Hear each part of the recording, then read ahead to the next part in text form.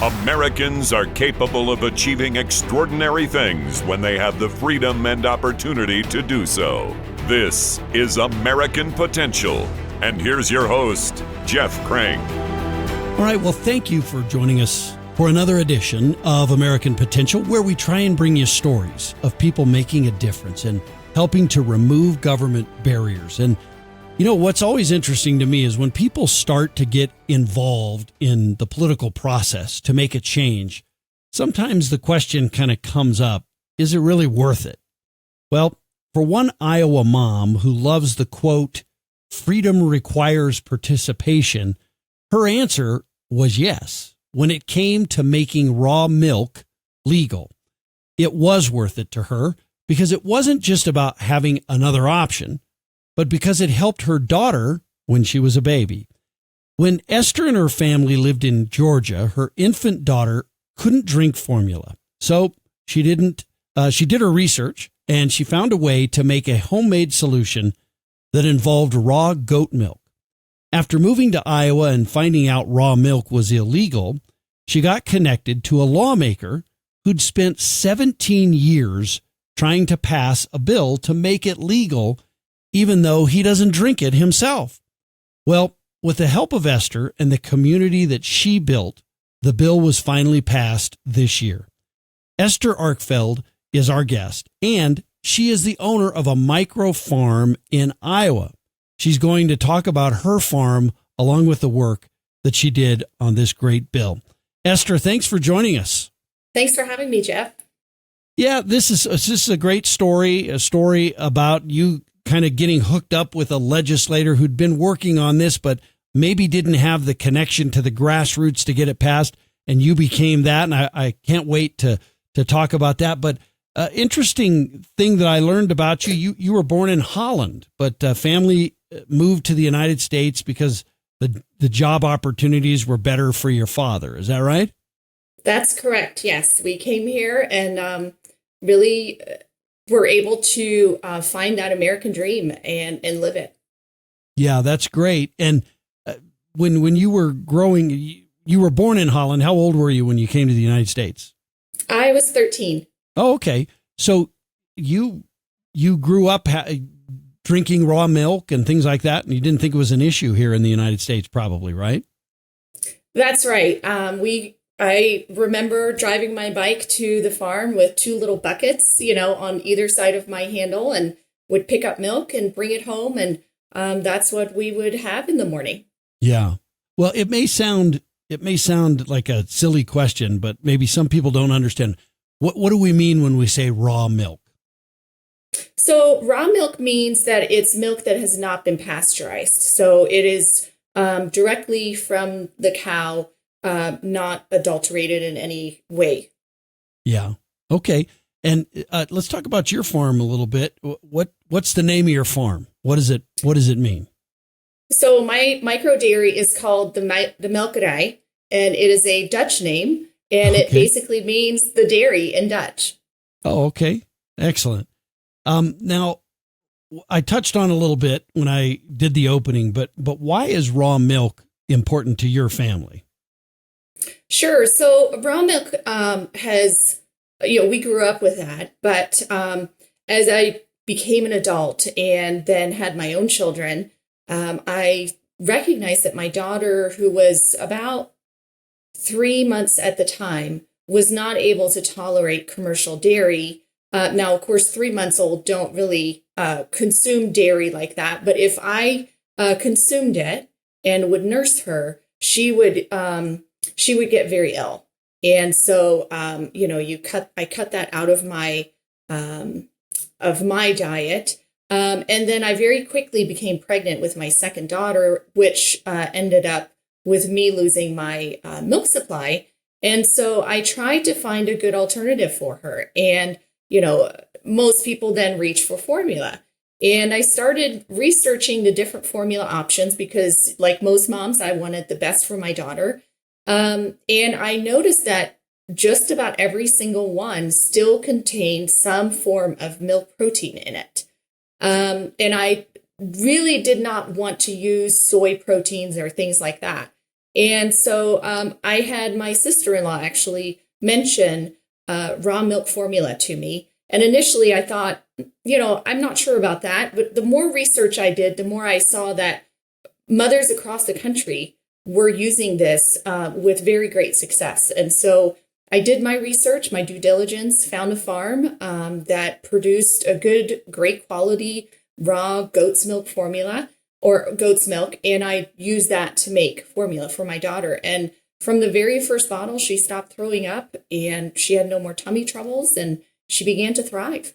Yeah, that's great. Now then, but you moved to Iowa and then you found out that raw milk was illegal in Iowa, right?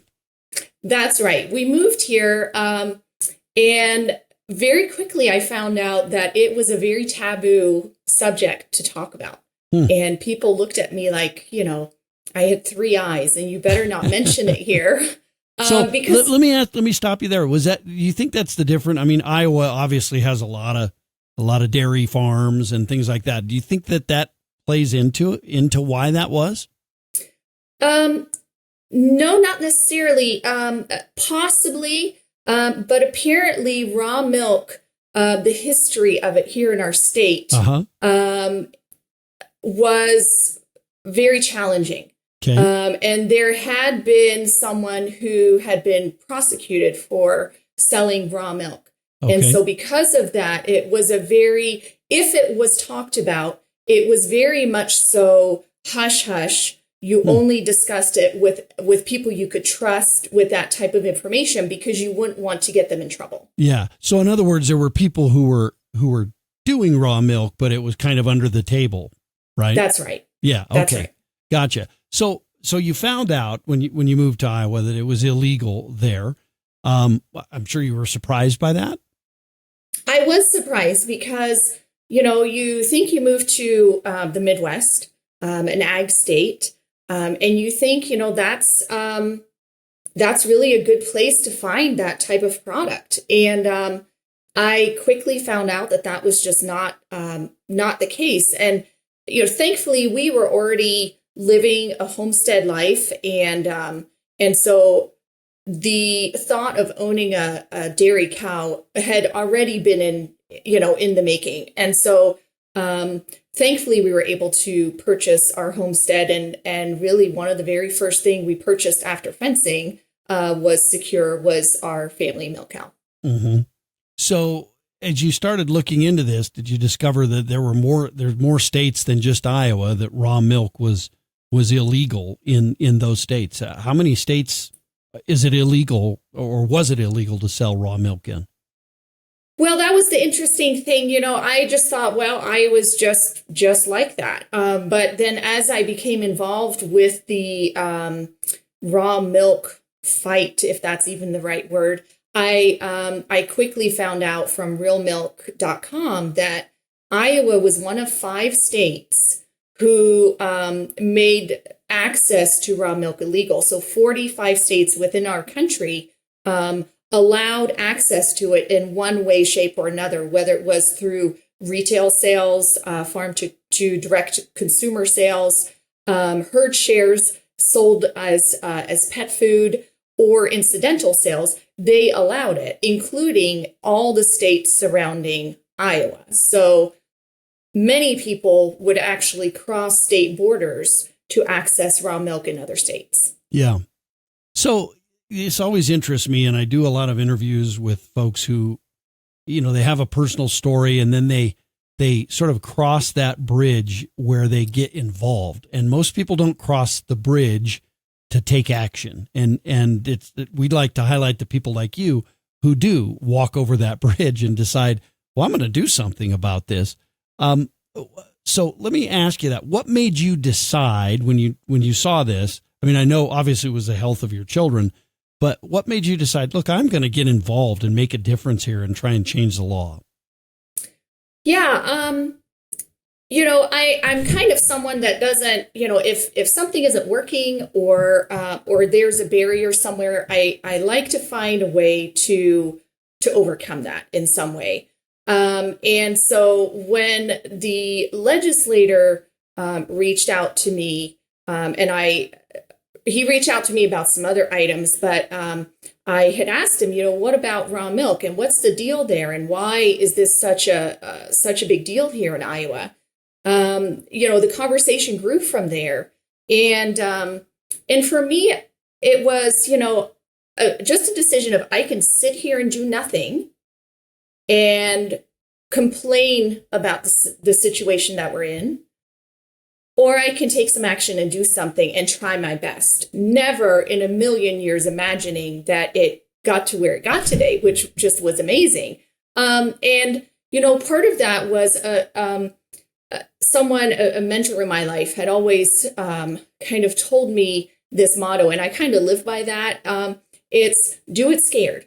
And so this was scary in a sense, because you're not just talking to just a few neighbors or a few people. You're having to go speak to legislators. And that's not something that is, that most people find super comfortable. So you have to get out of your comfort zone. Right. Now, you had this one legislator who approached you. How did you get connected with them in the first place?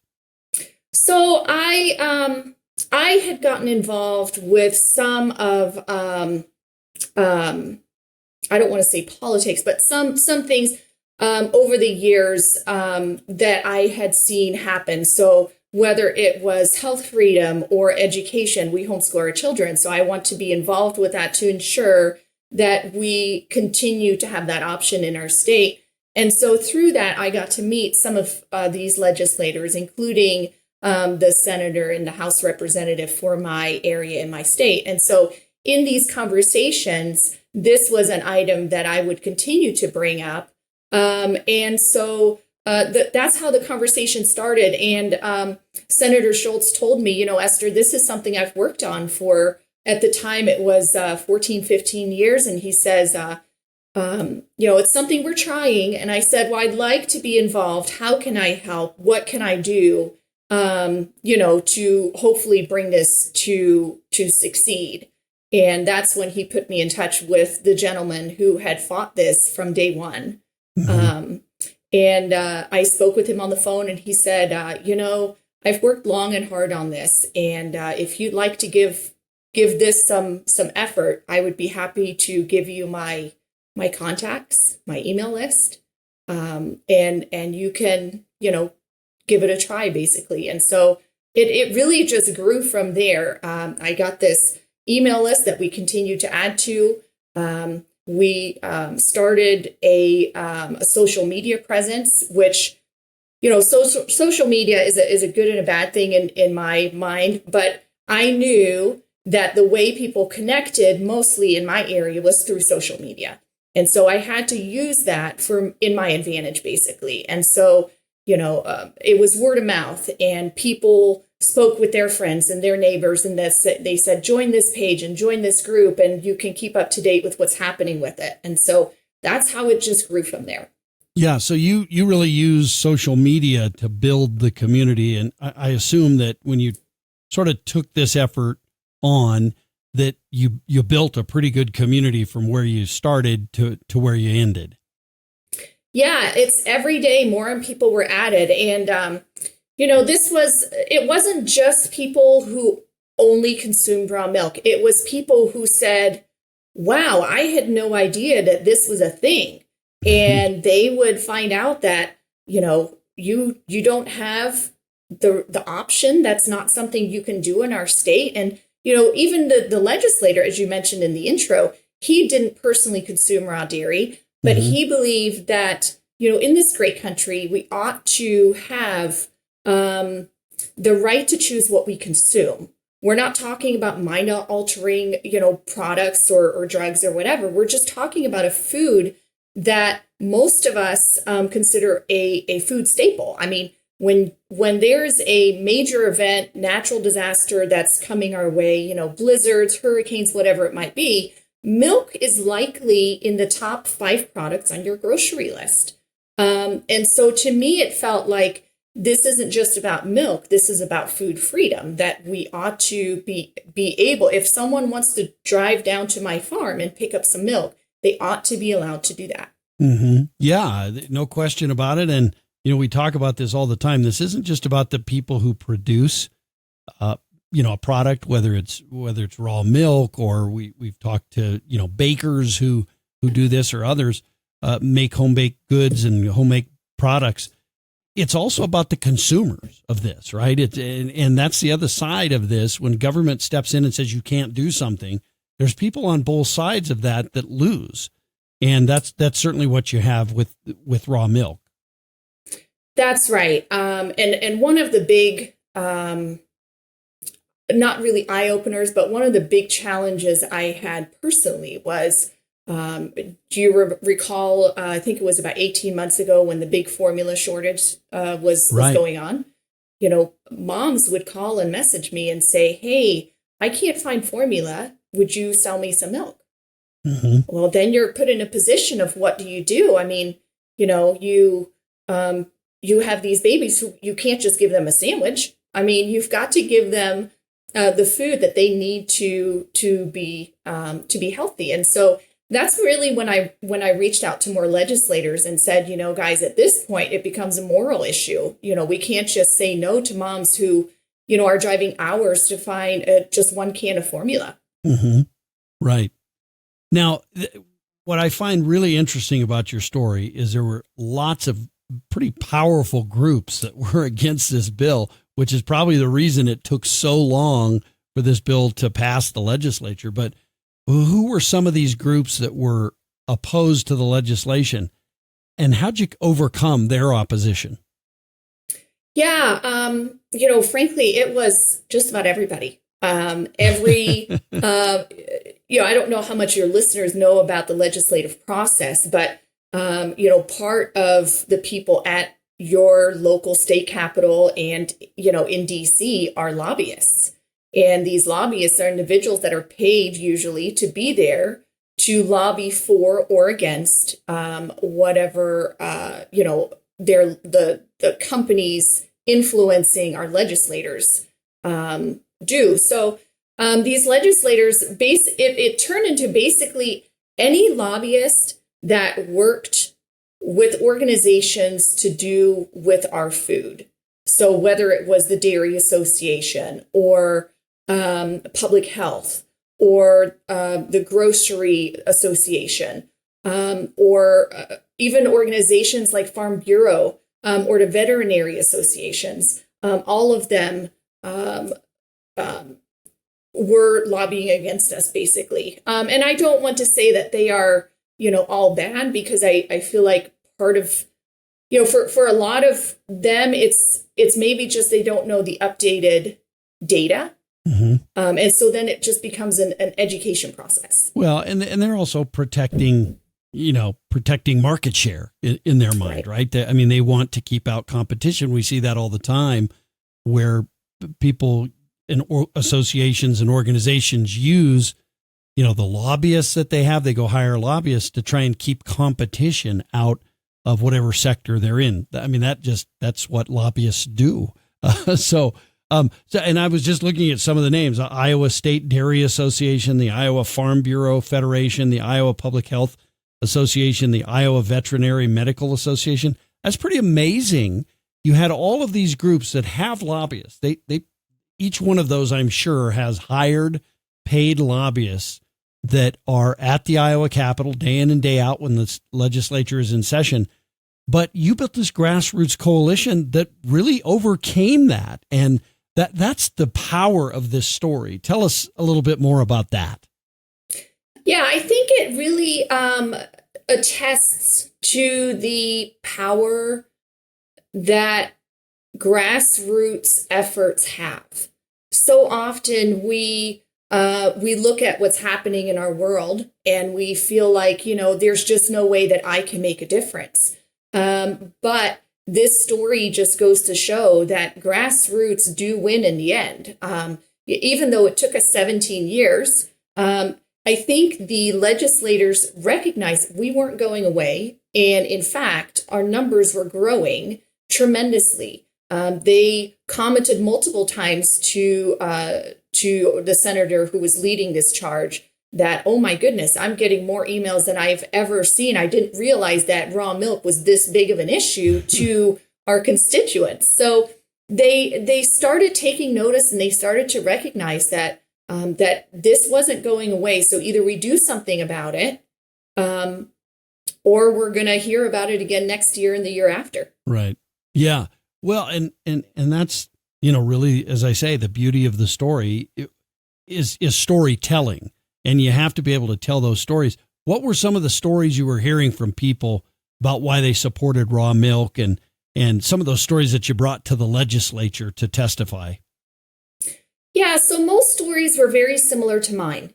It was an individual who couldn't tolerate milk, who had a dairy sensitivity, who then tried raw milk and was amazed at the difference. It was moms, dads with children who could not tolerate commercial milk. And so then they tried raw milk out of desperation, and they found a solution.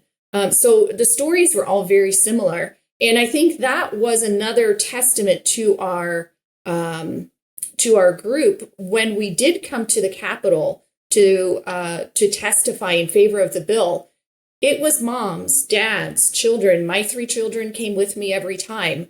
And so, to the legislators, they noticed a big difference. On one side, they saw lobbyists and industry, and on the other side, they saw moms with children and dads who were simply just wanting to feed their children. Mm-hmm.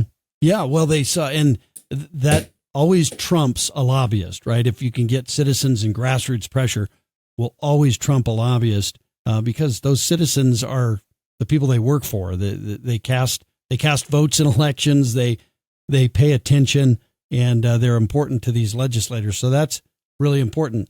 The bill took 17 years to pass, so it must have been really this grassroots groundswell that made the difference to be able to get this through. Would you agree with that? I absolutely agree with that. Last year was the first year that the bill actually passed out of a subcommittee. And for many years, it wasn't given a subcommittee. And then in 2022, it was given a subcommittee, and it actually passed the Senate floor, which had never happened before. And then it went to the House side. This is flip-flopped a little bit. It went to the House side, and it was immediately killed. Immediately, it was shut down. No more conversation about it. And then again, more grassroots effort, more people asking questions, more people going to their local legislators and saying, this needs to be addressed. And so I feel like that's why this year we were able to be successful. Yeah.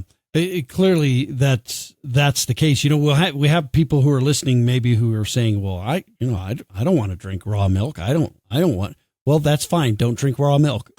But this isn't about. I always say this on this show. This isn't about you. It's about freedom. It's about the choices that other people make, and that's really what we're focused on. Is right, not having government shut down those types of decisions for people. That'll be a decision that individual people make.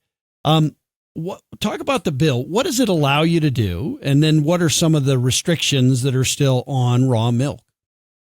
Sure. So I will preface this. The bill is not perfect. There are definitely some things that I personally would have rather not seen in the bill. But I also recognize that after 15, 16 years of fighting to get our foot in the door, we finally were able to crack that door open just by an inch. And so the bill requires, and this was requested by the Dairy Association, that we limit the amount of dairy or lactating animals to 10 animals. Okay, so whether it's 10 cows, 10 goats, 10 sheep, that's one limitation. The bill requires labeling, so proper labeling of the product on your jar or container. It requires testing of bacteria. And so as a dairy farmer, I'm required to do testing monthly. It requires, or it will allow farm to direct consumer sales. So the consumer can come directly to the farmer and purchase the milk. As a farmer, I'm not allowed to share it or sell it at farmers markets or food establishments. And so that's just something that, unfortunately, I know farmers markets was a big deal to a lot of people to be able to sell it there. But the concern of legislators or the opposition was, well, people might get confused as to what they're purchasing. So those were the main points of the bill. And for us, it was really a bill that would allow neighbor to neighbor transactions. It wasn't a big producer's bill. It was simply allowing neighbor to neighbor transactions. And frankly, we would be happy to go back down the road and potentially open this up to larger producers. Yeah, well, and those, you said it isn't perfect. Some of those things are reasonable restrictions. I think one of the concerns people have, the opposition would have as well, this stuff isn't regulated and it could be dangerous. And, but you talked about the testing protocols and things that people will have to comply with in order to do business. So, that safety is still a component here, no doubt, but it's balanced with freedom and the concerns that people have with wanting to consume raw milk. So it sounds like it's a pretty good balance, even though the bill isn't perfect. Yeah, I think in the end, it was a good way to get started. Yeah. We had wonderful help from Americans for Prosperity. We talked a little bit about the lobbyists, and I don't want to miss mentioning this, but in all the lobbyists that were against us, we had one lobbyist who was for us. Mm-hmm. And who spoke for us and who was kind of like our ear to the ground at the Capitol.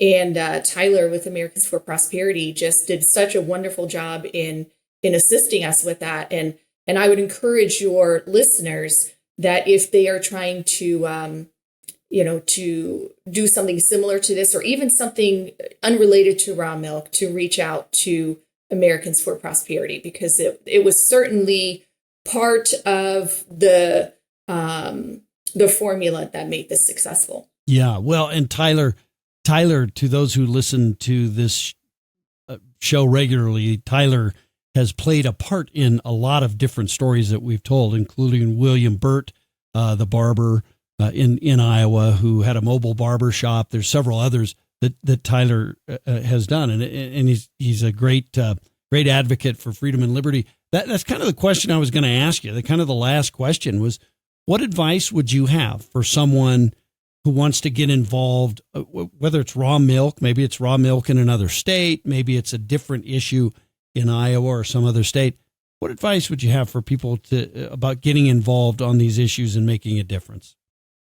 So my biggest piece of advice is a quote that I heard as I drove to the Capitol one of these days. And I live quite a ways from the Capitol. So it was, it would be an all-day trip, even though it was a 30-minute meeting at times. But I was listening to a podcast, and many of your listeners have probably heard of Joel Salatin, but he mentioned that freedom requires participation.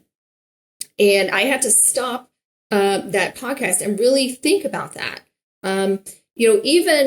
Even though we see, areas within our country, as I mentioned before, that we cannot control, in order for us to retain our freedom, we have to be willing to participate. And so our grassroots efforts did that. Maybe not everyone was able to come to the Capitol and speak. Maybe not everyone was able to make phone calls or meet with their legislator, but others were able to send an email, and another was able to send, a nice card, or someone else might be able to go in person and meet with their legislator. And I think that's what it's all about. Participation can look very different to all of us, but if we don't participate, then it's kind of hard to then complain about the situation we're in. So personally, I strongly believe that that it's important to get involved, to participate. And again, that can look very different to all of us. Yeah. Well, Esther, thank you for joining us, and thanks for telling this story. But most importantly, thanks for getting involved and really taking this fight on in Iowa and, changing the lives of a lot of people. We talked about those who want to produce raw milk and consume it, as well as people who want to be customers, as I said, and consume the product. And your work has made a difference for them. So thanks for joining us on that. I appreciate it. Well, thank you very much. I appreciate you for highlighting the story. I would also like to mention to your listeners that if they are looking for raw milk products, there are a couple outlets for that. Of course, social media can be a good option to check, but also check out the Weston A. Price Association. And then realmilk.com is wonderful as well. You can go on there and find farmers who can help get you connected. All right. Thank you, Esther. I appreciate you being with us. And, if you're listening to this program, first of all, I want to tell you, you can watch this on YouTube. We do all of these now in full video. You can watch Esther and I as we talk and have the interview if you'd like on YouTube, our YouTube channel. Just go to YouTube and type in American Potential Podcast, and it'll pull up our channel, and all of our episodes are there. You can view them there. But I want to reiterate that an issue like this really involves people who maybe don't have as big of a voice as others. Esther talked about, going up really against a lot of groups that have lobbyists, hired lobbyists. These are stories of, David versus Goliath in a lot of cases. These are stories where, the little guy, the little person gets a win. And those are the kinds of stories we like to bring to you. These regulations, when government steps in, oftentimes they're doing it at the expense of the people who can't afford to hire a lobbyist, or a business who can't afford to go watch the legislature or the Congress all the time. And that's the value of these. These regulations tend to crush and hurt people who are, middle class, sometimes even lower class. But the people that are able to rig the system and game it usually can afford a lobbyist. So that's why I love bringing these stories to you. And Esther's story is a great one. So I hope that you enjoyed this episode of American Potential. Thank you for listening to American Potential. You may listen to more stories from Americans working every day to expand freedom and opportunity in their communities by visiting AmericanPotential.com.